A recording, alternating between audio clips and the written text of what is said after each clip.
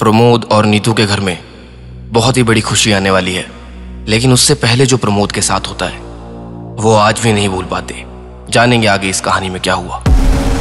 नमस्कार दोस्तों, स्वागत है आपके अपने चैनल डरावनी दास्तान पर। कहानी में आगे बढ़ने से पहले चैनल को सब्सक्राइब कर दें, बेल आइकन दबा दें ताकि सबसे पहली अपडेट आपके पास आए। ये कहानी है प्रमोद और नीतू की। दोनों हंसता खेलता जीवन जी रहे थे। घर में एक बहुत ही बड़ी खुशी आने वाली थी। प्रमोद और नीतू माता पिता बनने वाले थे। घर में तैयारियां लगी हुई थी। प्रमोद के मम्मी पापा दूर रहते थे, लेकिन घर में खुशी आने वाली थी तो वो एक हफ्ते पहले ही आ गए थे। समय बहुत कम बचा था, कभी भी खुशखबरी आ सकती थी। प्रमोद प्राइवेट नौकरी करता था।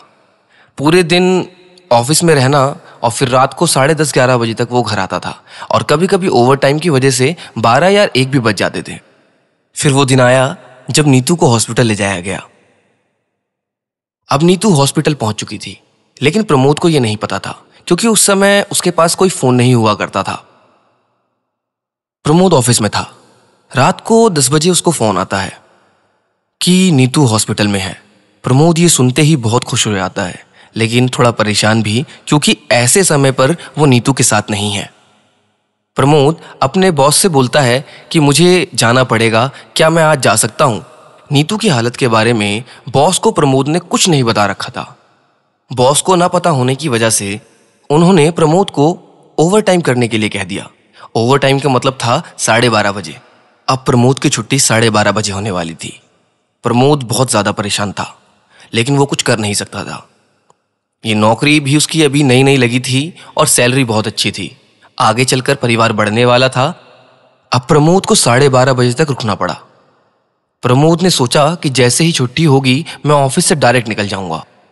जैसे ही छुट्टी होने वाली थी उससे आधे घंटे पहले प्रमोद की मां का कॉल आया। प्रमोद, मुबारक हो, तेरे लड़की हुई है। ये सुनते ही प्रमोद की खुशी का ठिकाना नहीं रहा। प्रमोद ने आओ देखा ना ताओ बॉस के पास गया और बोला कि मुझे जाना होगा, मेरे घर पे कुछ काम आ गया है। अब बॉस ने भी कहा कि आधा घंटा ही बचा है, तुम निकल जाओ। प्रमोद ऑफिस से निकला। ऑफिस के बाहर ना तो कोई गाड़ी थी और ना ही कोई इंसान। रात का समय था और ये बात बहुत पुरानी है, तो आप समझ सकते हैं उस दौर में इतनी जल्दी गाड़ियां नहीं मिला करती थीं। प्रमोद ने सोचा क्या किया जाए। तभी उसके दिमाग में आया कि थोड़ा आगे चलते ही हाईवे आएगा, वहां तक मैं पैदल चल लेता हूं। यकीन मानिए दोस्तों, जैसे मेरे को प्रमोद ने बताया, उस दौर में रोड ऐसे खाली रहा करते थे जैसे कि हम जंगलों में रह रहे हैं। अब प्रमोद जैसे ही हाईवे पर पहुंचा, उसने देखा वहां पर बहुत तेजी से गाड़ियां जा रही हैं। ना तो वो उन्हें रोक सकता था और ना ही वो खुद रुक सकता था, क्योंकि इतनी बड़ी खुशखबरी जो थी, पहुंचना भी था।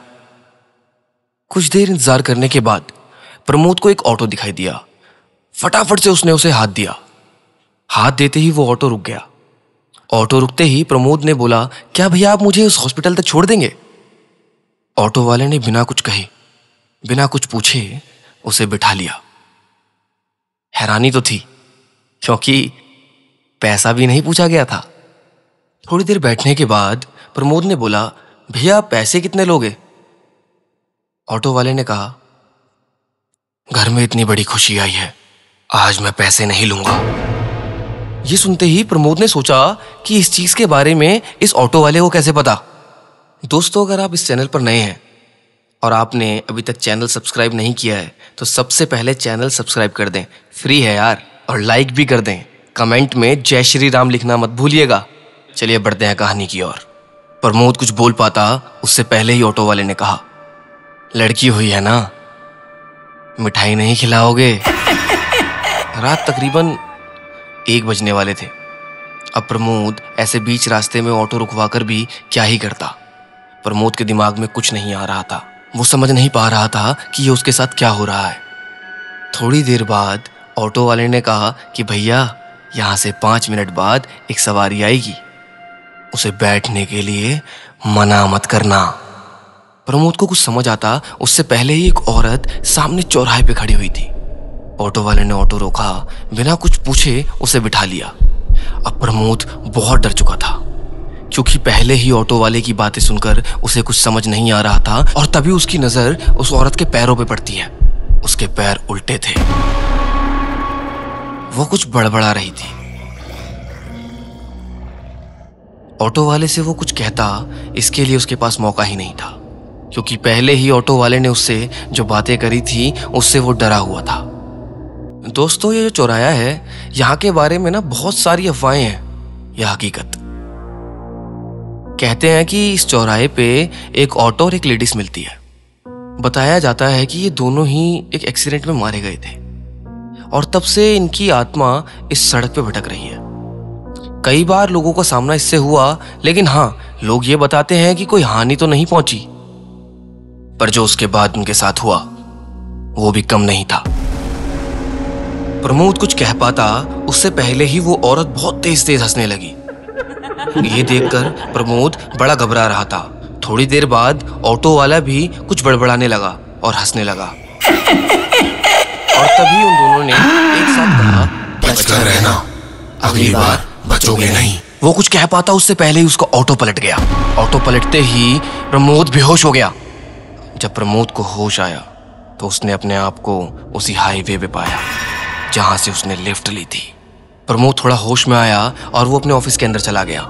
उसने थोड़ा पानी पिया। उसके बॉस ने उसे देखा तो पूछा कि तुम तो चले गए थे।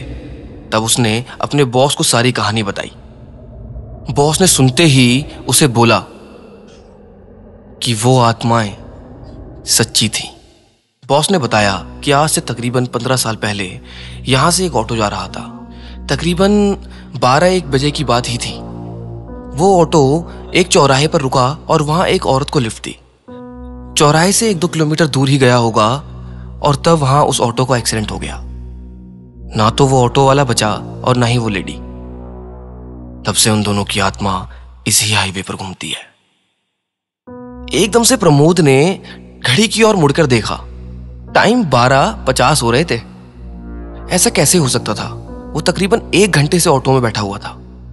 समय को तो बढ़ जाना चाहिए था, लेकिन मैं आपको बता दूं, भूत प्रेत ना समय को भी रोक देते हैं, और इस बाधा को समय बांधना कहते हैं। प्रमोद आज भी इस हादसे को भूल नहीं पाते। आज उनके परिवार में उनके 2 बच्चे हैं।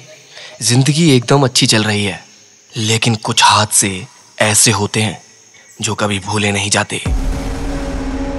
दोस्तों, उम्मीद करता हूं आज की ये कहानी आपको पसंद आई होगी, और अगर पसंद आई है तो चैनल को सब्सक्राइब कर दें, वीडियो को लाइक कर दें और कमेंट में जय श्री राम लिखना ना भूलें, क्योंकि बजरंग बली उन्हीं के कहने से आते हैं। मिलते हैं अगली वीडियो में एक और डरावनी दास्तां के साथ।